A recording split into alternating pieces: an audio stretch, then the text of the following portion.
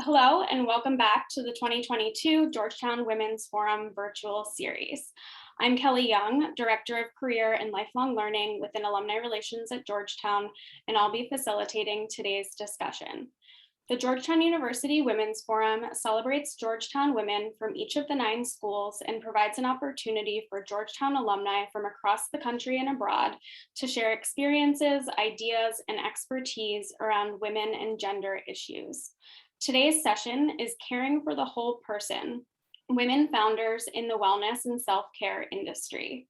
We are excited to see so many of you taking time out of your day to join us virtually this afternoon. Before we dive in, I want to share a few housekeeping notes and introduce our speakers. Today's conversation is being recorded, and the recording will be made available on our YouTube channel. You will receive the recording link in our follow-up email. We'll save some time towards the end of the hour for audience questions. Please submit your questions using the chat section of your Zoom control panel. If you're having any technical difficulties or other issues, please submit those concerns via chat as well, and our team will try our best to help you troubleshoot. We have a fabulous panel of alumni today who are ready to share their experiences and insights with you. Michelle Larivee, a Walsh School of Foreign Service alumna, class of 2005, is the co-founder and CEO of Within, the first omni-channel brand for holistic healing rooted in traditional Chinese medicine. Camila, Pierotti, Georgetown College, class of 2001, is the founding partner of Sol de Janeiro, where she focused on bringing Brazilian beauty secrets to life through the brand's addictive and sensorial products. Sarah Gibson Tuttle is the founder and CEO of Olive in June, which first elevated the nail salon experience in the LA area and is now focused on elevating the at-home nail care experience through their product lines. And Nathalie Walton, Georgetown College, class of 2007 alumna, is the CEO and co-founder of Expectful, a holistic wellness app for hopeful, expecting, and new moms. Today's conversation is being moderated by Eilian, a School of Foreign Service alumna, class of 1999. Amanda is a partner and co-founder of Able Partners, a venture capital firm focused on fast-growing companies in the positive living space.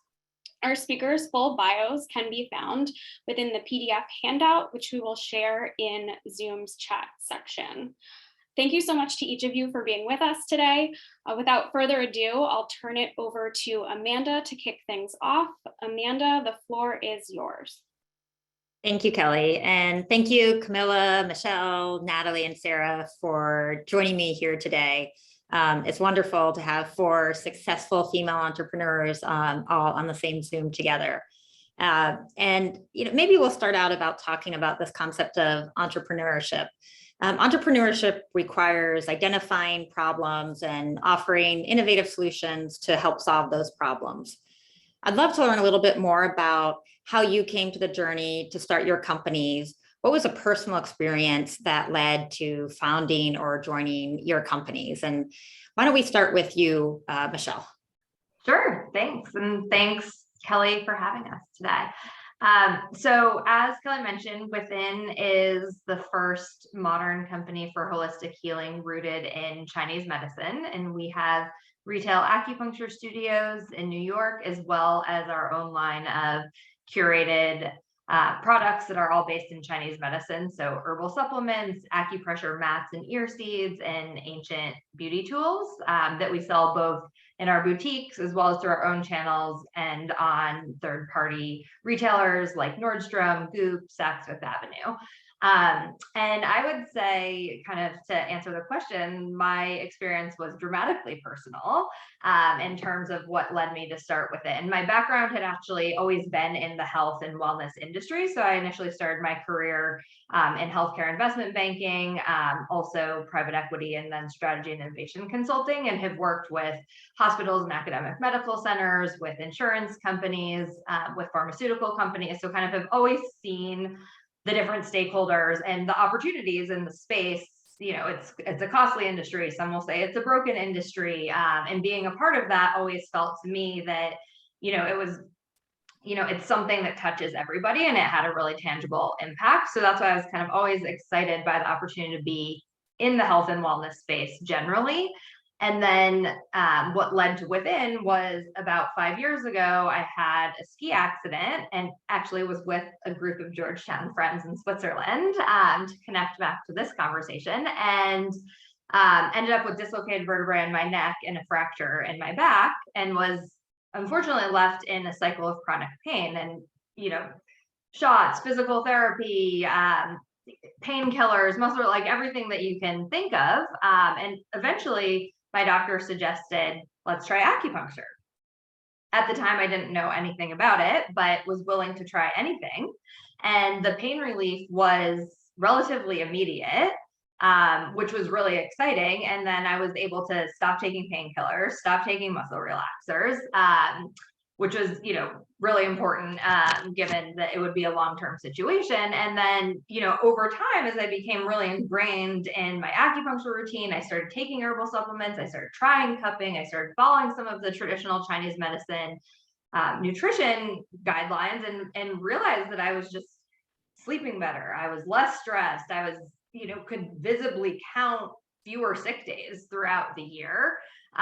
So all of that just, made me feel really empowered. Like I was actually taking my own health into my own hands. And then to get to the point of like a true personal transformation, Chinese medicine was able to help me through my own fertility struggles and journey. And I was able to successfully get pregnant. And, at the time it was my first child, a son. I've had a second child since then. And I think, what that really made me realize was just how powerful these time-tested modalities were.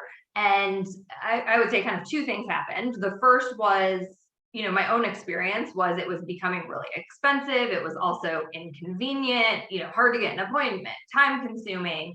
And then as someone who is a consumer of, SoulCycle, Dry Bar, modern brands just have a certain level of expectations in terms of what the environment looks like and feels like, the convenience of being able to go after work.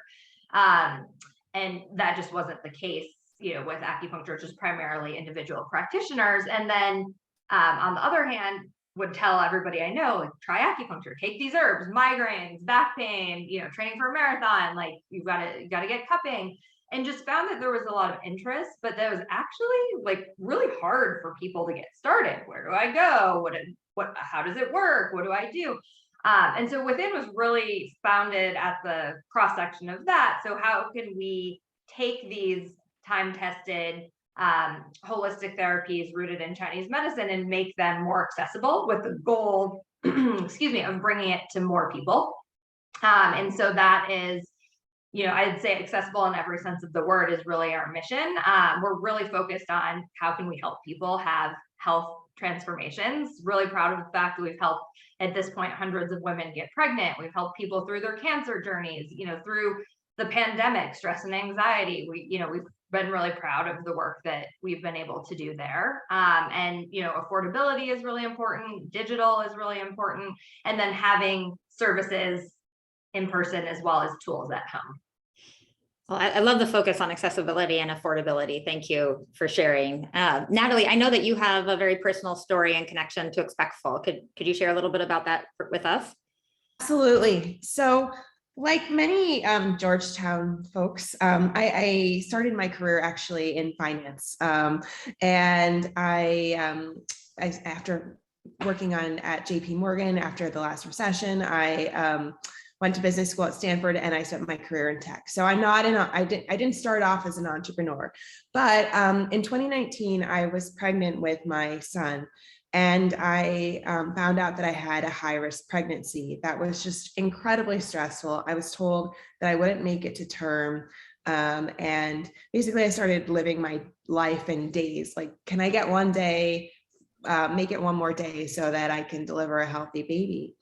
And I came across this app called Expectful. And Expectful at the time was a meditation and sleep app for fertility, pregnancy, and parenthood. And I've had a meditation practice for over 20 years. But when I started doing Expectful's meditations that were deeply rooted in pregnancy, something miraculous happened, and that my conditions actually stabilized. And within within a few weeks, my Dopplers and my non-stress test, the numbers started looking better. And I made it to term, which was just something that I didn't think was possible. In fact, none of my doctors thought was possible. And so I didn't really think anything else of tying, my experience with Expectful to my pregnancy outcome. But when I was on maternity leave, I was at Airbnb at the time. I had this opportunity to advise Expectful. And so again, I wasn't an entrepreneur, but I had entrepreneurial curiosity. And I created an advisorship with the company, and I formed a great relationship with the founder. And within 6 months, he asked if I would come and take over the company. And so that was actually my route to getting into wellness. And I share that because if you aren't in wellness or you're not an entrepreneur and you have ambitions to become one, it's very possible to do that. It's just taking your skill set and making a home for yourself, wedging yourself in. And so I hope that is a path that others can pursue. Yeah, I love how you stayed sort of open to that possibility and put yourself in different situations. And so a very non-linear path, but a wonderful way to end up in the spot that you're at. Camila, I know that you have a geographic connection to your brand, but maybe you could tell us a little bit more about how Sol de Janeiro came to be. Sure. I also did not start out as an entrepreneur. However, I did not start in finance. I did start in the beauty industry. So I had worked at Clinique and NARS. But my journey for Sol de Janeiro really it's my whole life's journey. I'm from Brazil, and I moved from Brazil to the US. And along with my other two partners, the co-founders, we knew that Brazilians have a very different approach to beauty.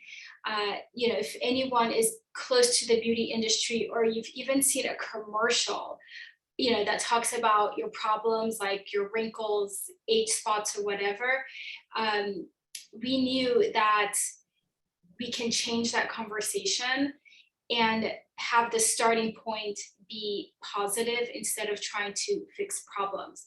So while I agree with you that entrepreneurs identify a problem and find a solution, however, our journey at Sol de Janeiro was really to change that conversation and make it positive. So it's not that you have a problem and you want to fix, something in your body. It's that your body is beautiful and you love your body and you want to take care of your body.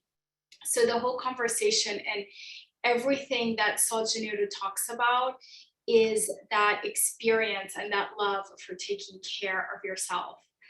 It's very important, whether you take 2 minutes or 10 minutes a day or something, but taking care of yourself in whichever way is best for you. And for Sol de Janeiro, it's body care products, mostly body moisturizers.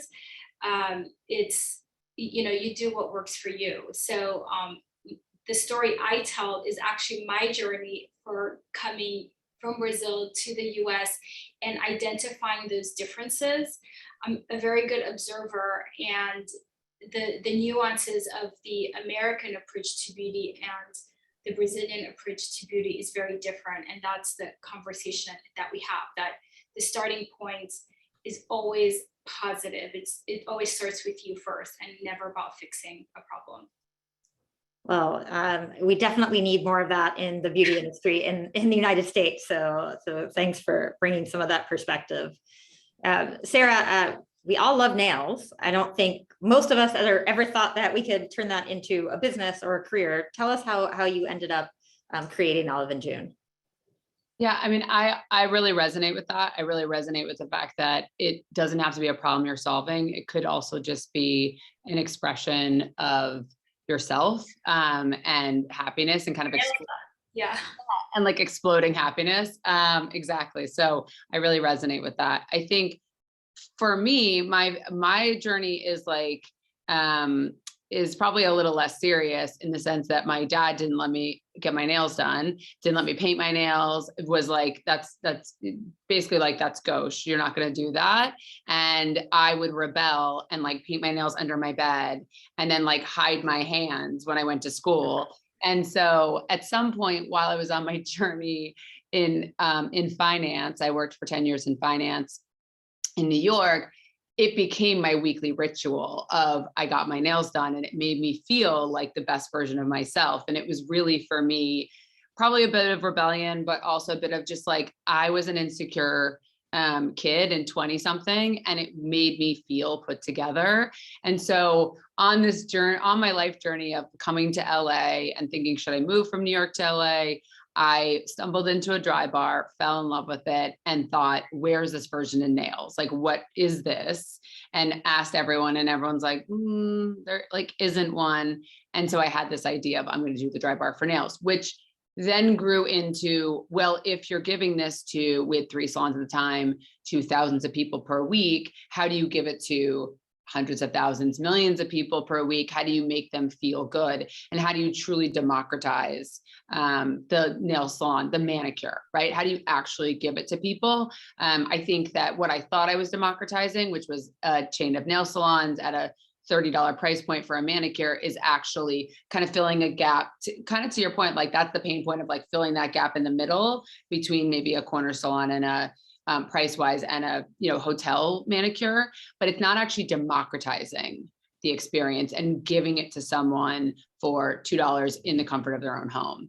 And so that's really what led us on the journey to create the first ever consumer focused nail brand. And for me, the accessibility and the inclusivity matters so much, and it matters like on all different levels, but including price.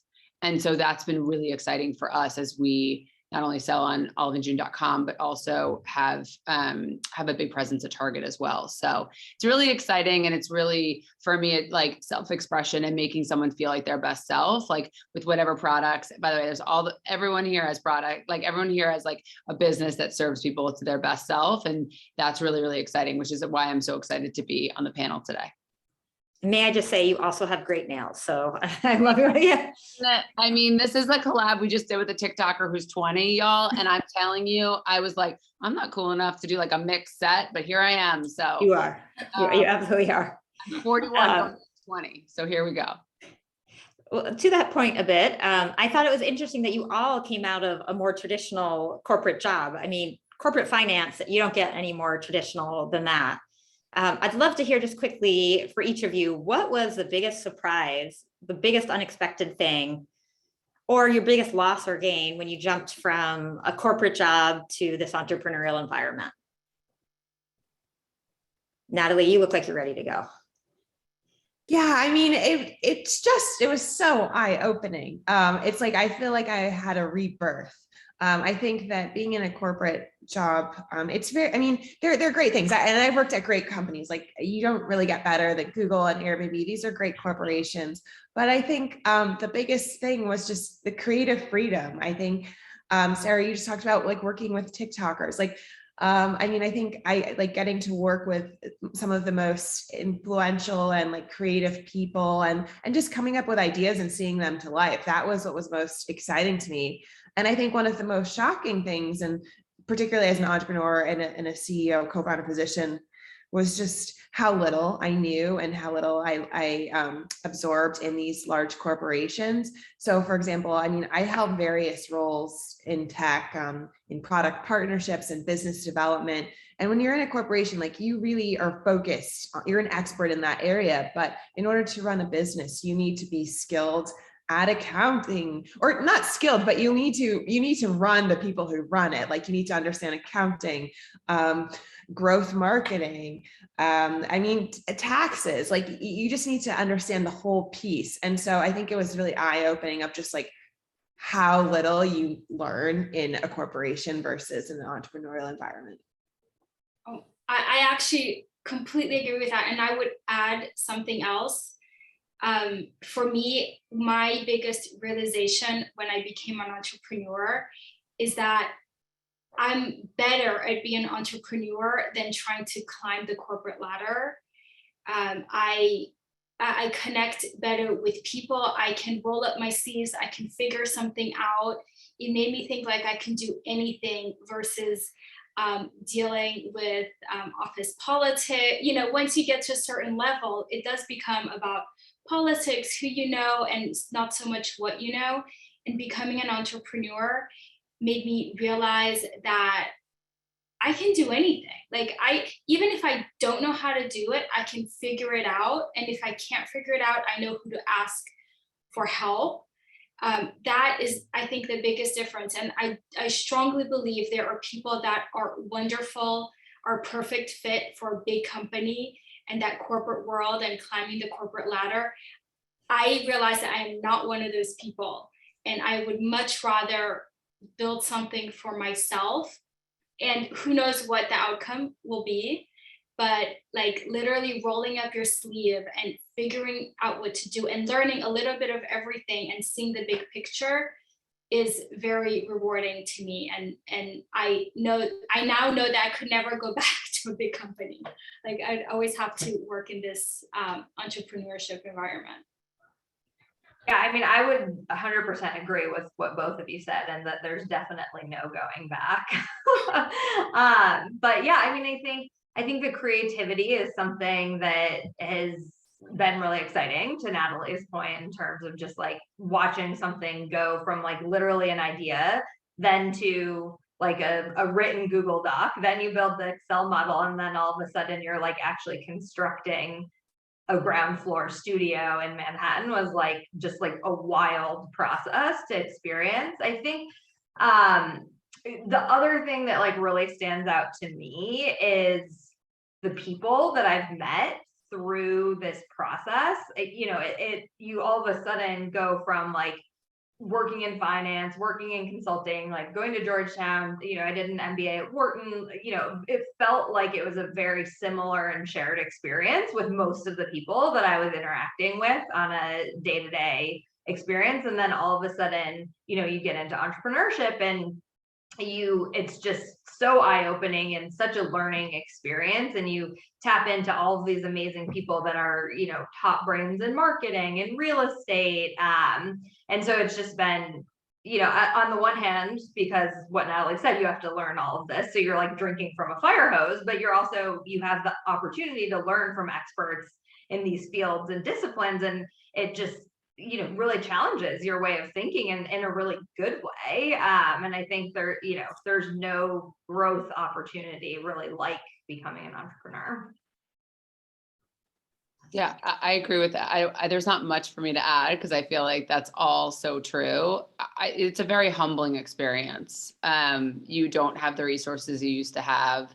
You don't have the paycheck. You don't have, like the start of it is incredibly humbling. And I think, to be honest, like as I go on this journey and I'm continuing to hire people, I actually don't think that it is for most people.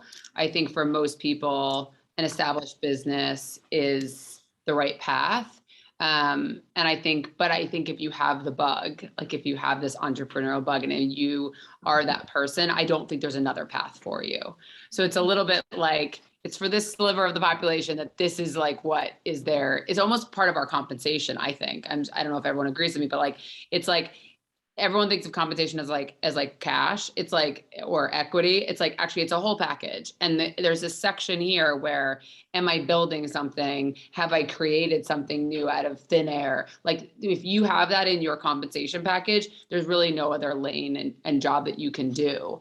But a lot of people, that's not even, they think it is, or it's not even on the table. And it's like, I would avoid the path, because I think it is, after working on a trading desk, which is pretty demanding, for 14 to 16 hours a day. I think it is the most demanding job that I've seen.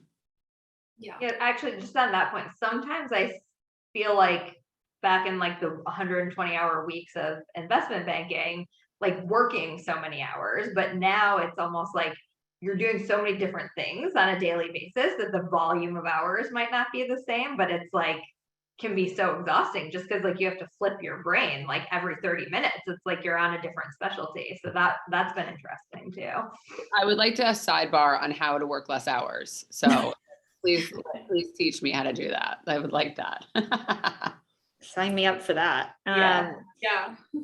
On the list of things that an entrepreneur has to do, fundraising can sometimes be a big bucket. Unfortunately, in 2021, we saw about 2% of venture capital dollars go to all female teams. Does anyone want to comment on what they think may be standing between women and dollars in the market, or any thoughts on how to improve those metrics? I mean, it's also really, really sad when you look at the numbers of funding for women of color, frankly. It's predominantly that, I think it's like 2.5% or whatever the stat is. It's under 3. I think it's like 1% maybe. Yeah. But like of that 2 to 3%, whatever, for women, it's mostly white women. So the reality is that I think that there's many things that you could say, like that people hold themselves back, and you could say that but what happens is, from my experience and my experience alone, you walk in the room and the way that you're pitching, you're getting the questions that you're receiving. And again, I'll open this up to everyone else, like, as well, to if they agree with this, but like, it feels like it comes from a no perspective from the start of like, how will this fail versus how will this succeed? And one experience I had when I was raising was someone being like, well, your husband works here and you're from here and you're this, so like, why do you want to do this? And this is 45 minutes into the pitch. And I'm like, if you're wondering if I have like what my motor is like at 45 minutes when I'm basically like no caffeine and I can like plow down a wall, like break through, like, then we have you came into this conversation thinking this is a no. And so it just feels like that's the perspective. I think it's really sad for all the reasons, but mostly because, frankly, to the pain point conversation, or even to the self-expression, like people using the products or people solving their own pain points should be solving their own versus someone else solving it for us or solving problems that don't exist. And I think, frankly, that women understand our own problems and our own ways that we want to be happy better than men do. I agree with that. I think I do have a different perspective. And that, I mean, I'm a woman of color, and the stat is actually like, I was in the Diana report, and I think in the year that I raised, I came on to my company, and in my first 90 days, I closed a $4.2 million round, and I'd never fundraised before. And literally, like, I left my job at Larivee. I came in, I started fundraising, like came up with an idea, started fundraising 4 weeks after, and then, you know, I shortly there like got a term sheet. So for me, I was able to do this successfully. I had like a triple X oversubscribed round. And I say that not to brag, but just to say that for a woman of color, you know, it is possible to do this and to do it well and to be successful. I'd say I do feel like things are slightly changing. So, I mean, my lead investor is Harlem Capital, and they are, their mission is to change the face of entrepreneurship, and they want to invest in 1,000 diverse entrepreneurs, whether that's women or people of color. And I also have some amazing investors like Chingona Ventures, which invest in Chingonas, which are badass women. And so I think that there are venture capitalists that are focused on women and minorities. And furthermore, like, I also just found a lot of people that were willing to help me. And so I think the reason I was able to be so successful was I was able to set it up right out of the gate. And so like, I did come from a background where I had access to like, how do you set up a good pitch? How do you nail the pitch? How do you make sure that everything is included? And I think a lot of people probably don't have access to that, but if you do have access and you can find your way, and all the stuff is publicly available, I'd say that it is very well possible to do this. And so I say that, I mean, the market needs a lot of improvement, but I would never want to discourage anyone in thinking that it is a challenging environment, because it's certainly possible. And I hope that, you know, more people try. I actually also have a different perspective, so it might be helpful. By the way, I do agree on the whole women thing. You know, we're at Janeiro, we're 3 founders. So myself from Brazil, Hila from Korea, and Mark, who's an American man. So 2 like minority women. We were counting on getting that sort of funding, but at the end, we actually didn't need it. We started the business, and I'll just say it, like with $500,000. And when we were meeting with suppliers and everything, and they're like, well, if you don't have $2 million in the bank, you can't even start a brand. But we did it, and, both Heel and I do come from the cosmetics background. So we understood a lot of the processes, not everything, but there is a way to be, like, our motto in the beginning was creativity before capital. Like, is there a way for us not to spend all this money, or can we figure it out? Like, we were so scrappy in the beginning, like literally we didn't even get an office for like 3 years. So being that scrappiness really helped us appreciate how far we've gotten. And we only did get some funding like 4 years in. And it wasn't even that we needed it.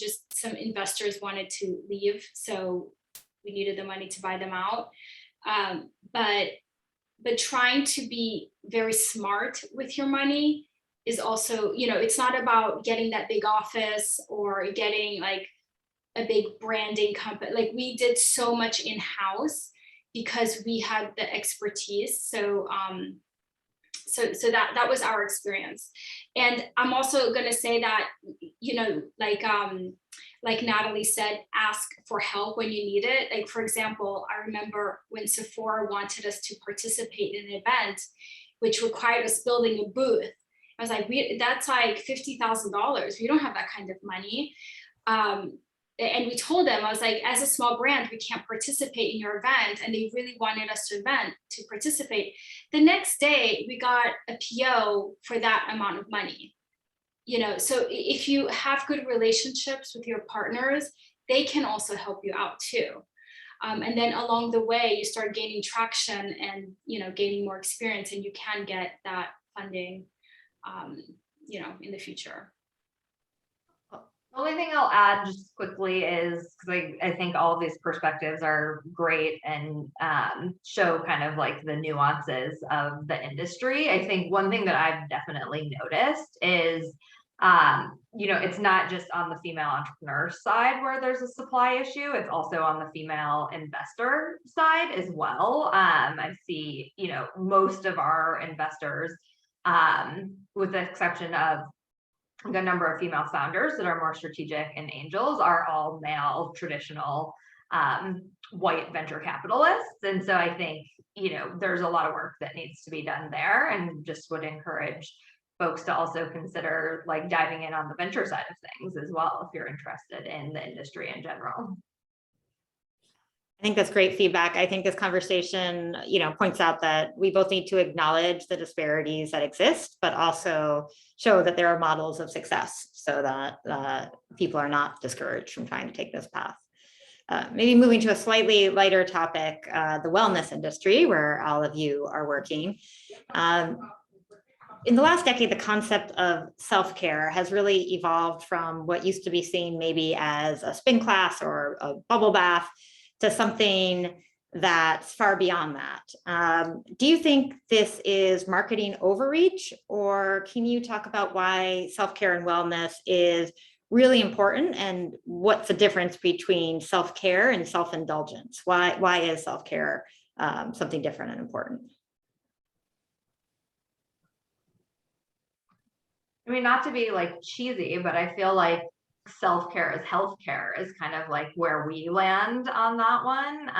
And it, like, particularly from a within perspective. And I think like nobody can ignore the reality of the last 2 years that we've all been through a global pandemic, and that what that has done, at least like from our perspective and what we see with our customers, is that it's created an urgency around wellness and proactive care, because you've seen this virus destroy families, destroy lives, and people who were seemingly healthy all of a sudden were, susceptible to illness and things like that. So I think what we see a lot of is just a trend towards more proactive care. Like, what are the things that I can do now that will strengthen my immune system, that will help me sleep better, recognizing there's been a lot more acknowledgement of stress and anxiety and what what the long-term effects of that can be, how it can turn into a physical ailment, how it can manifest as, gut issues and pain and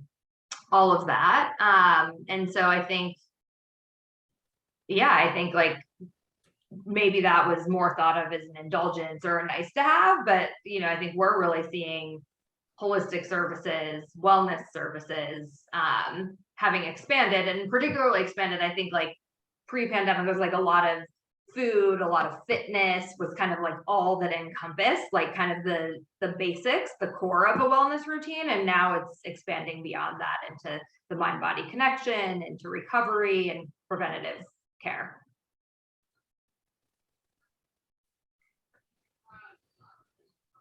I can add to that.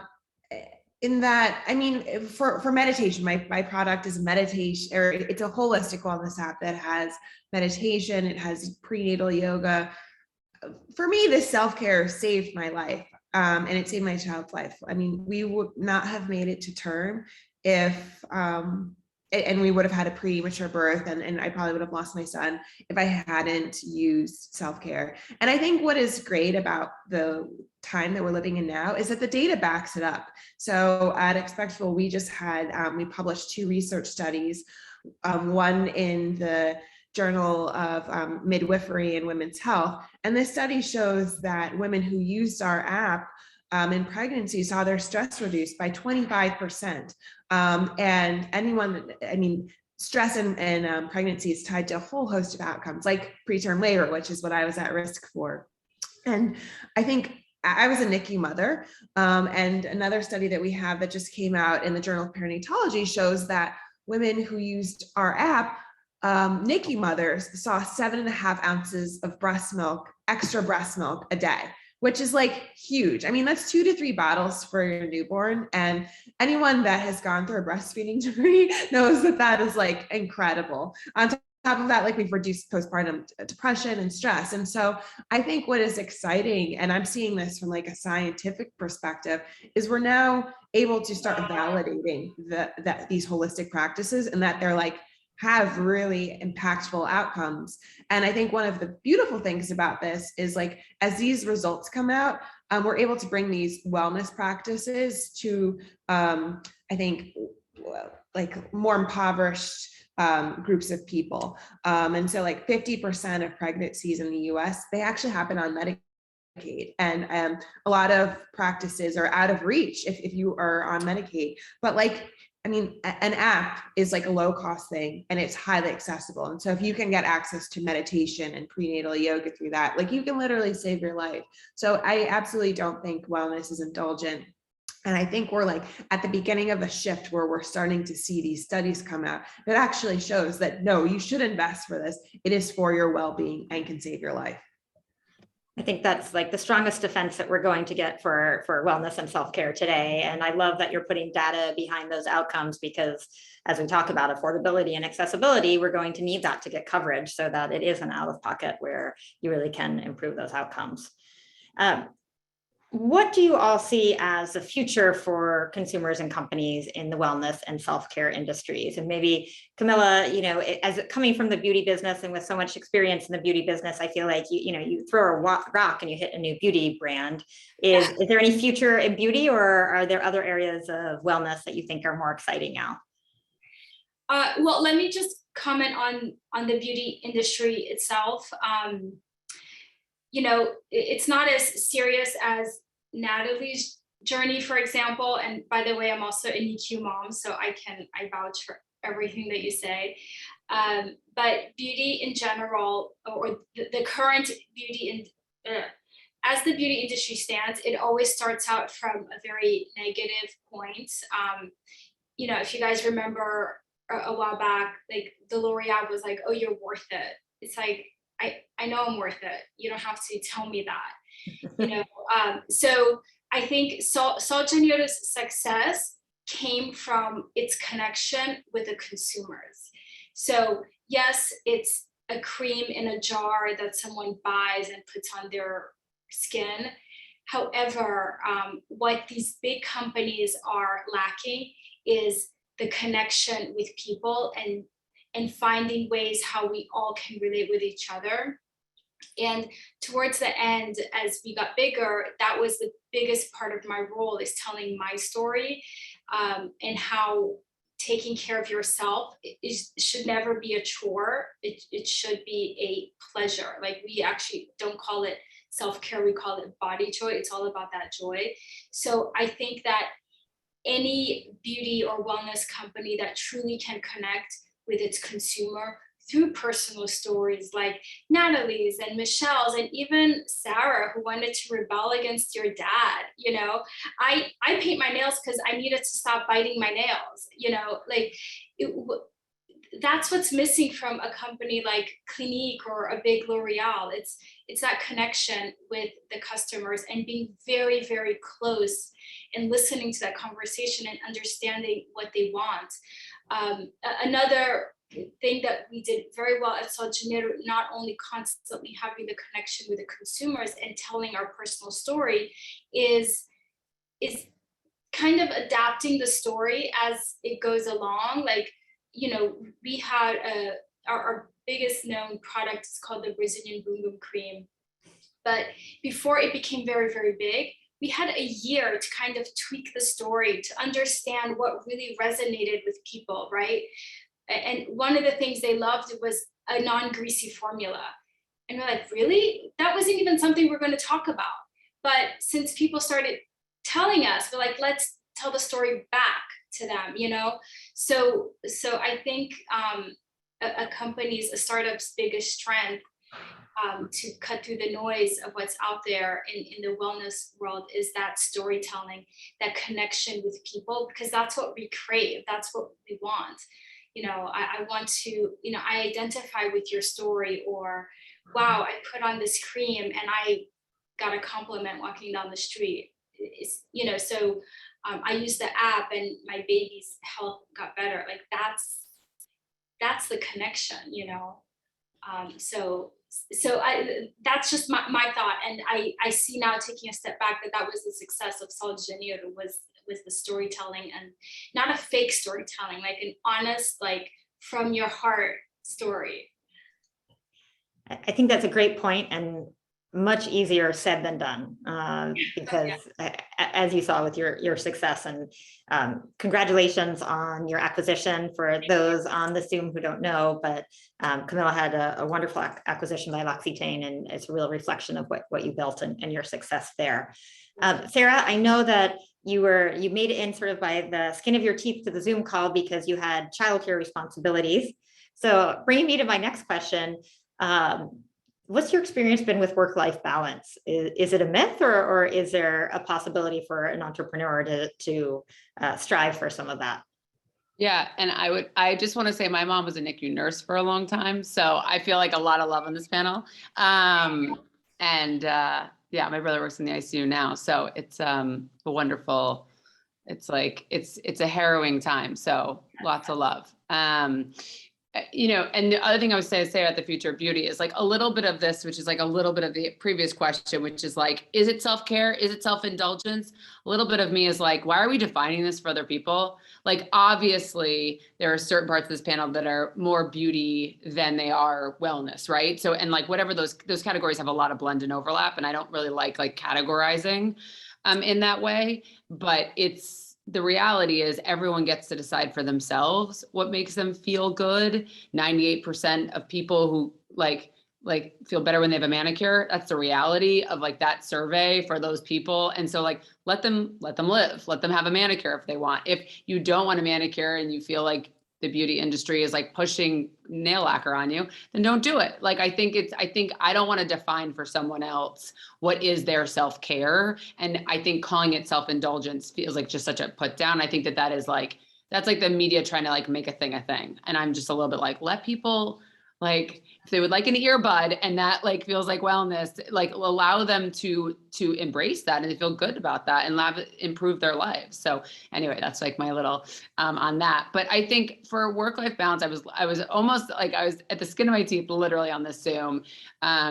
I deeply prioritize, and I think the biggest shift from being in a corporate job is the ability to have a flexible schedule. I deeply prioritize my child and my daughter, and making sure that I am as active in her life as possible. If that means that my work, the hours shift later into the night, or I have to do something, shift my schedule differently. Like, I love doing drop off with her. I love being there in the mornings with her. It's this like wonderful experience that we have. And then I also deeply prioritize my work, because I love the work. I love building Olive in June. I love the community. I love making them feel good every day. And so I want to come up with really cool products and work with cool TikTokers, to your point, Nathalie, before, of like working with cool new people. And I want to do all these things. So I try to basically say yes to as much as I can, but also I'm deeply programmed as well. To say something else, that I'm very programmed, and my calendar rules my life. And so I think you can do both. I don't think, no one asked dads this question, right? But I do think you can do both. But I think the reality is that sometimes you have to say no. And I just say no to things that won't serve Olive and June or me personally. And it's very hard for me, because I'm an Enneagram 2, and I like to please everyone. But I say no when I really can't do something. And I just let my calendar guide me. Well, I think we could probably, many of us on this call could learn some advice on saying no more often, but that sounds like the right list of priorities. Audience, I want to remind you we're about to go to Q&A. So if you have questions for the panels, please put them in the Q&A now. And before we get there, I'm going to ask one last question of our panelists. What is the one piece of advice that you wish you had gotten before you made this entrepreneurial jump? Or what advice would you have for someone in the audience today who's considering making this change or starting an entrepreneurial career from undergraduate?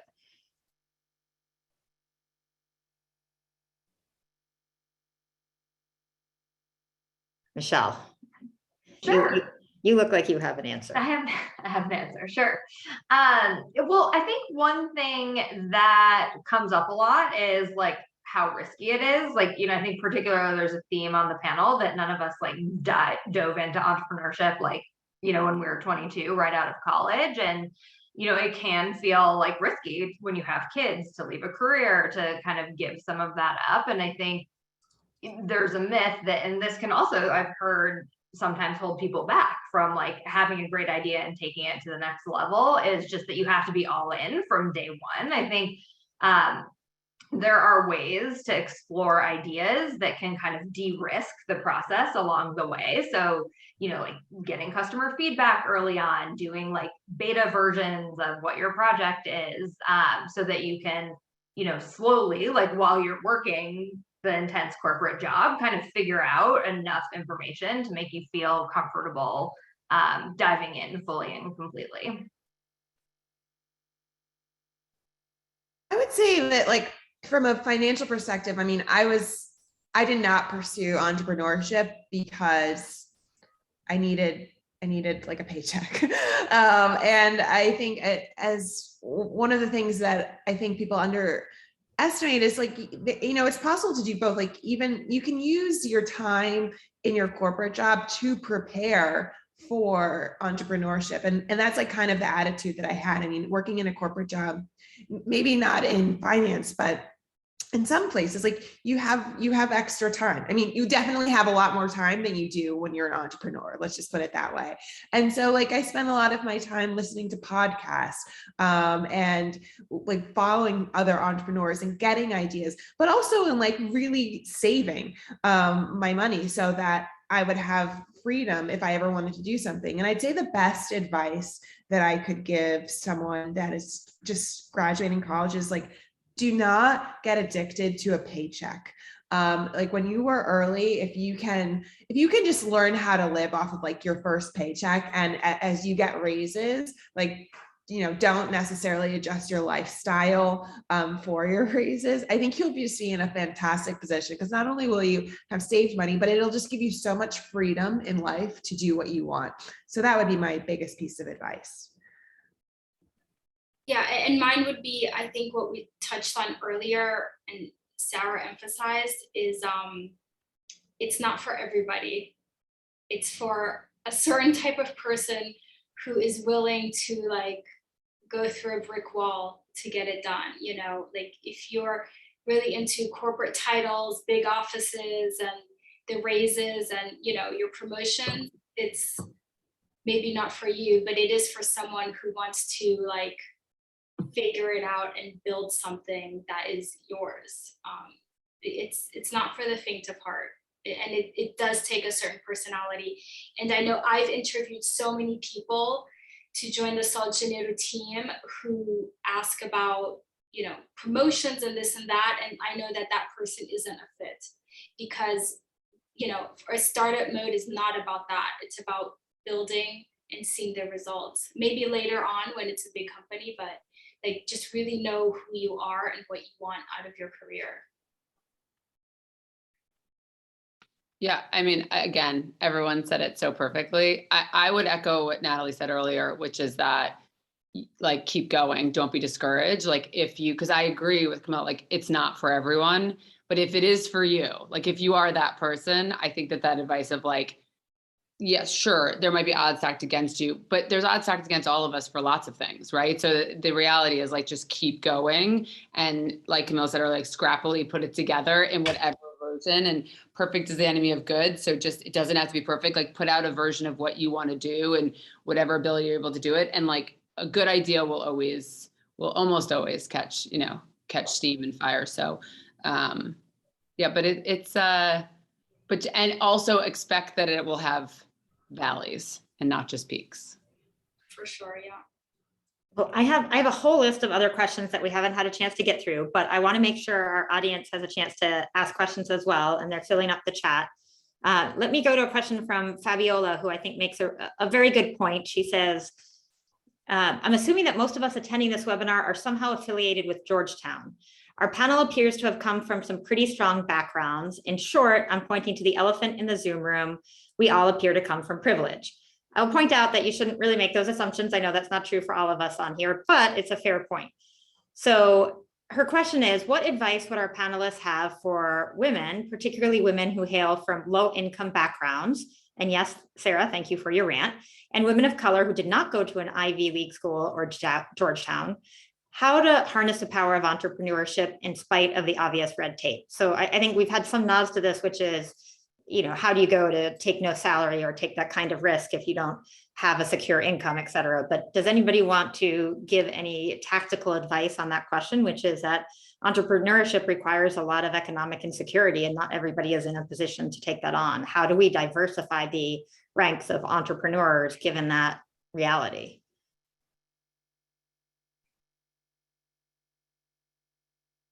I can add to it. I think that is a really valid point. And I mean, I think going to a school like Georgetown absolutely does give you a leg up. But I mean, to my point, like I said earlier, I didn't pursue entrepreneurship immediately after college, after Georgetown, or even after I went to Stanford for business school, or after that, because after I graduated from Stanford, I had loans to pay, and I just wasn't comfortable saying like, I lived in San Francisco, which was much cheaper a decade ago than it is now, but like financially, I didn't have the luxury. I didn't have someone bankrolling me to do this. Like I knew that I had a safety net and parents, but it just wasn't that much. And so what I did was I knew that at some point in time, I wanted to do entrepreneurship, and I found a job where that I took actually like a higher paying job that I didn't love, so that I could have that security, learn as much as I could, and build that safety net, so that I could enter entrepreneurship I think I did it when I was 35, which is a little bit later than most. I don't know if everyone has to do that, but like you can absolutely defer your entrepreneurial dreams while, doing side hustles. Like I highly recommend the part of side hustles. So many entrepreneurs do that. And so there's no shame in taking a non-entrepreneurial route while doing a side hustle, or just building your nest egg so that you can forego not having a salary for a couple of months or a year. And then I also just think like one of the other benefits of not immediately going into entrepreneurship But like going to a company is like, you have something, you know, and I'm not talking about, I'm assuming that if you're asking this question, like you're intelligent, you're hardworking, and you can get like a good paying, like a decent paying job somewhere. But the benefit of taking that route initially and not diving right into entrepreneurship is you have something to fall back on. Like you have a skill, you have something on your resume that you can fall back on if entrepreneurship doesn't work out. And honestly, that's what made it so easy for me to go into entrepreneurship, was that one of my mentors said, you know, Nathalie, like, you know, your career is like a 6 train, like these jobs will come along every 5 minutes, but like entrepreneurship doesn't. And so if for some reason, if you do have the luxury of, you know, going to these companies, building that salary, building that on your resume while doing side hustles and saving up, if it fails, you have something to go back to, and it's not the end of the world. You just start over again. Yeah, and to add to that also, like these ladies here did finance. I did not do finance. I worked in cosmetics, which is not a high paying industry. I did the side hustle for 1.5 years almost, and I knew I was going to do it. So for a year, you know, I always saved money. I was always responsible with my money. I didn't get anything from my parents, you know, so I saved my money for 1.5 years just to know I could pay for my apartment and food, you know, and do my highlights. You know, I would do my own nails, Sarah. So it is possible, but I also highly agree getting a job and working, because that what you learn in an office, it's not what you're going to do as an entrepreneur, but you learn how to be a professional, and you get your contacts, you know, you build something. So yeah, I didn't start until I was 34. I did, you know, and I didn't have my husband, I didn't have any, you know, it was just me, but it was, it takes time. You don't just snap your fingers. It doesn't just happen. It's, you know, you plan it out and you save your money and you learn, and you figure it out. It's not like the TV shows. No, we only it have, is not. No. I think everybody should know that. Well, we only have 2 minutes left. I'm going to try to squeeze in one last question. Sarah asks, and I've heard this question a lot, so that's why I'm surfacing that. When did you know that your idea was good enough to become a business? Does anyone have a succinct thought that they want to share on that? I'll just say I never knew I had a good idea. I just knew I was very passionate about telling my story, because a prestige body care line, I was told Sephora was not going to buy into it. So the passion really drove us. And again, going back to that storytelling and connecting with the customers, that's what we did so well. I would agree with that. I feel like everyone told me, oh, you're great, but nails, like wish you had a makeup line. I'm like, what? Like, they're like, that's so much easier. Everyone can sell makeup lines. I'm like, but I love nails. I think it's like, you have, like, you're so obsessed with it that you can't let it go. Yes. And everyone said like 4 nail brands dominate the category. No one's been able to break through. Every VC's funded the rest of them. It's not going to work. You're not going to get past 5 million in revenue. Not going to happen.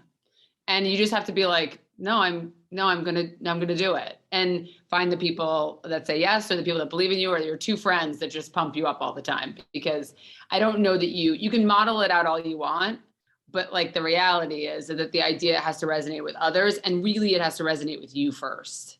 And because then you're the one propelling it into the world.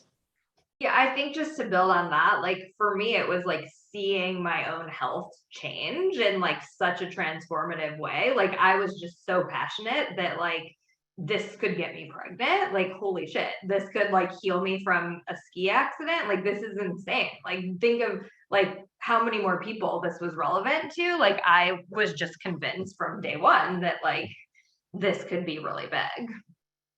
That's great. Well, I hate to cut this off because I mean, I think all of us could be on all day. This has been such a fantastic panel. Nathalie, Sarah, Michelle, Camila, I want to thank you for joining us today. Your insights will undoubtedly inspire another generation of Hoya entrepreneurs and self-care lovers. So thank you for spending time with us today. A lot of thanks in the chat as well that I will pass along from the audience.